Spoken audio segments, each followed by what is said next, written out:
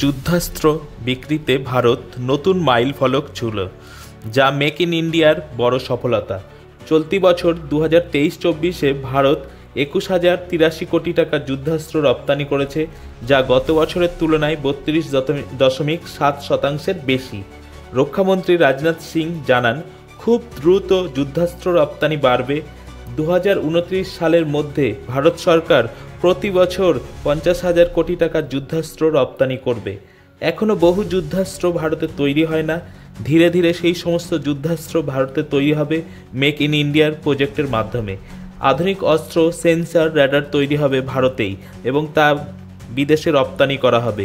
Bureau report, Delhi.